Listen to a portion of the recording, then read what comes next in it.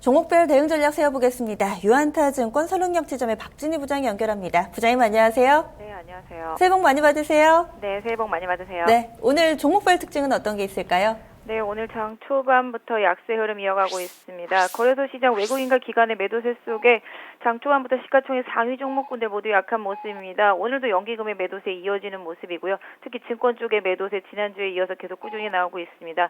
지난주에도 막감일 거래일 날 기관의 계속적인 매도세와 프로그램 매도 폭탄 속에서 급락을 했었는데요. 오늘도 같은 흐름 이어지고 있는 것 같습니다. 시가총액 상위 종목군들, 현대차 그룹주들, 삼성 그룹주들 대부분 좀 약세 보여주고 있고요. 오늘 삼성 SDI만 좀 반등을 하고 있는 모습이네요. 물산이랑 삼성전자와 현대차의 하락세 뚜렷한 모습 보실 수가 있겠고요. 오늘도 보험 섹터주들 약한 모습 이어지고 있는 모습 보실 수가 있겠습니다. IT 섹터주들도 대부분 약한 모습 보여주면서 하이닉스, LG디스플레이, 삼성전기를 비롯해서 전체적으로 IT 섹터주들 대부분 약세입니다. LG전자, LG이노텍도 마찬가지가 되겠네요. 전체적으로 좀 약세 보여주고 있고요. 시가총액 상위 종목군 내에서 SK텔레콤의 하락도 꾸준히 이어지고 있습니다. 최태원 리스크 때문에 SK그룹주들이 약세 계속 이어가는 모습 보실 수가 있겠는데요. SK네트워크스와 주 SK도 좀 약세 흐름 지속되고 있는 모습이고 SK이노베이션도 마찬가지가 되겠습니다. 전체적으로 놓고 본다면 거래소에서는 정유업체 섹터들도 전부 다 좀 약한 모습 보실 수가 있겠고요. 쇼핑 관련주들, 홈쇼핑 관련주들도 좀 약한 모습 이어가고 있는 모습인 것 같습니다. 가구, 건자재 섹터 쪽에서 KCC, 한샘 모두 NX와 함께 약한 흐름 같이 이어가고 있는 모습 보실 수가 있겠습니다.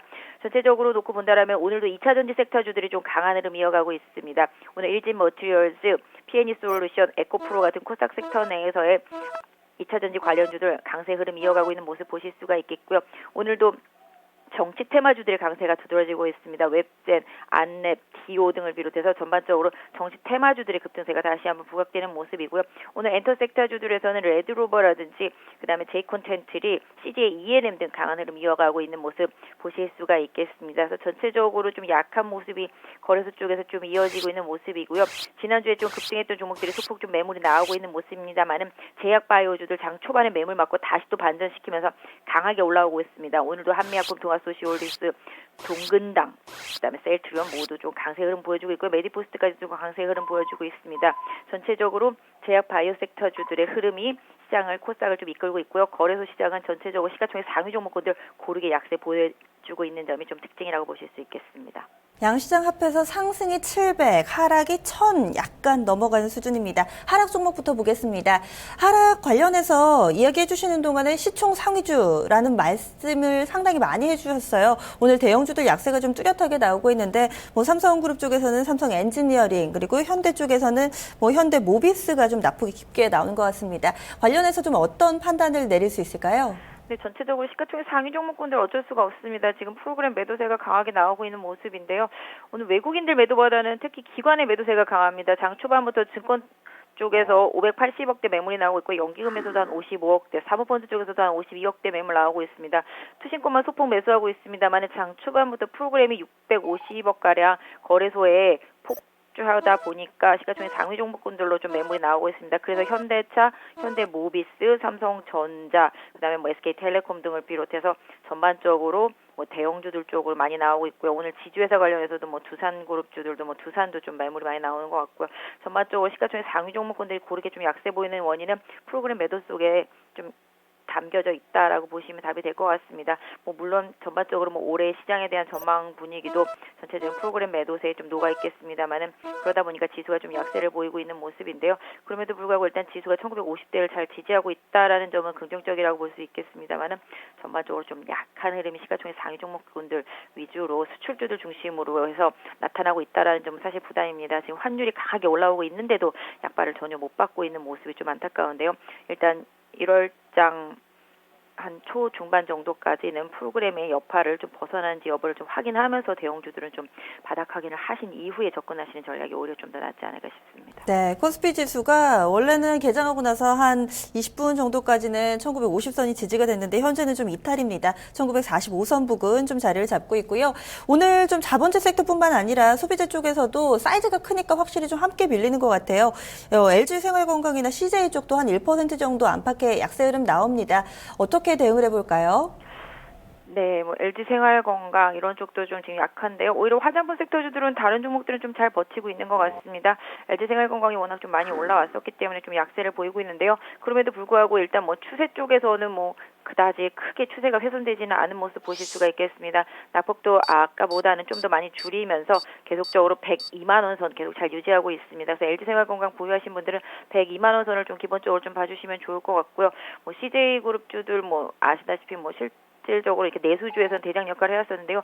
이런 종목들도 장 초반보다는 상당히 좀 낙폭이 많이 줄어들어 있습니다. 그래서 지금 현재 수출주보다는 내수주들이 좀 선전을 하면서 낙폭을 좀 많이 줄이고 있는 점이 좀 거래소 시장에서 좀 특징일 것 같은데요. 화장품 섹터 특히 뭐 아모레 퍼시픽 같은 종목들도 반전을 했고요. 한국콜마도 상승 계속 이어가고 있습니다. 그래서 실적에 대해서 기대감을 이어갈 수 있는 화장품 섹터 쪽에서 그동안 상대적으로 좀 덜 올랐던 종목들이 좀 순환 반등하고 있다라는 점이 좀 특징이지 않을까 싶습니다. 아까 지수 잘못 말씀드려서 죄송합니다.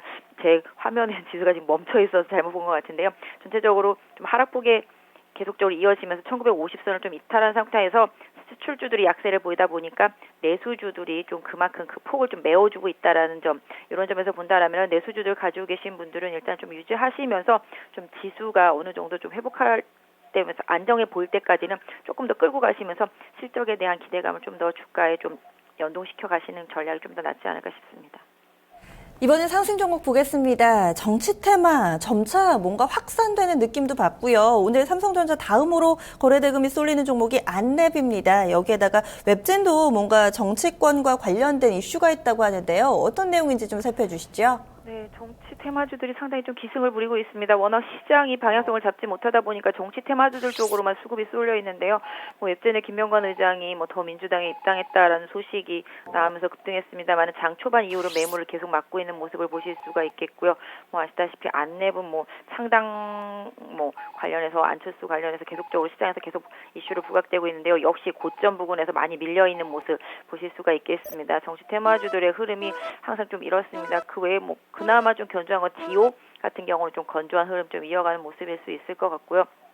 전체적으로 테마주들 좀 매매하시는 분들은 장 초반에 좀 급등할 때 항상 좀 리스크 관리 쪽에서 좀 수급이라든지 여러 가지 좀 보셔야 될 것 같은데요. 테마주들은 항상 좀 리스크가 많이 따르기 때문에 초반에 좀 잘 저점에서 접근하지 못하셨다라면 장중에 많이 오를 때는 좀 추격 모습은 최대한 좀 피하시는 전략이 좋지 않을까 싶고요. 일단 테마주들은 오늘 고점 부분이 다시 한번 돌파되는지 여부 확인해 보셔야 될 것 같습니다. 네. 그리고 오늘 제약바이오를 빼놓고 얘기할 수가 없겠죠. 급등하는 종목들 상당히 좀 많은데요. 그 가운데서도 어떤 종목 눈에 띄세요? 제약바이오 주식들은 상당히 기대감을 계속 가지고 있습니다. 그럼에도 불구하고 올해 제약바이오 섹터 중에서 그동안 상대적으로 덜 올랐고 기대 가치가 많이 큰 종목들이라고 제가 지난주에 계속 뭐 강조해 지난주 마찬가지가 되겠는데 강조해 드린 종목들이 이제 종근당하고 셀트리온이었었는데요.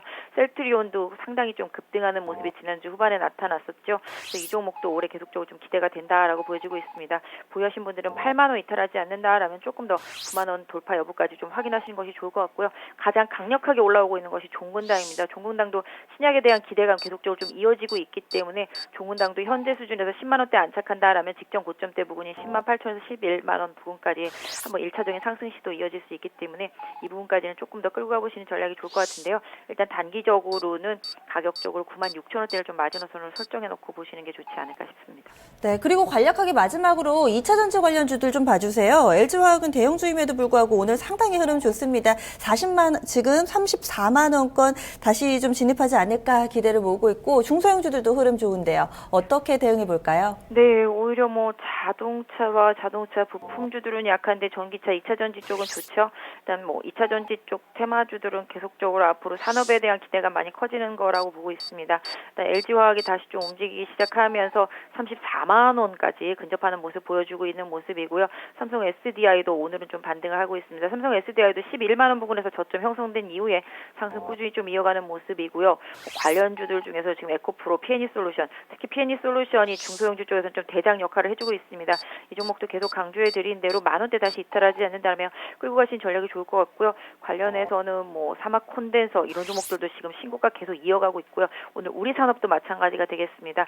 전부 거래소보다는 코스닥, 거래소 내에서도 중소형주 중심으로 해서 테마주가 계속 이어지고 있다라는 점에서 전기차 관련 섹터주들 특히 뭐 지금 CES 이번 주에 열리게 되는데요. 관련해서 뭐 사물 인터넷이라든지 뭐 이런 전기차, 스마트카 관련해서 컨버전스 쪽 계속적으로 관련 테마로 이어지고 있다라는 점 염두에 두실 필요가 있을 것 같습니다.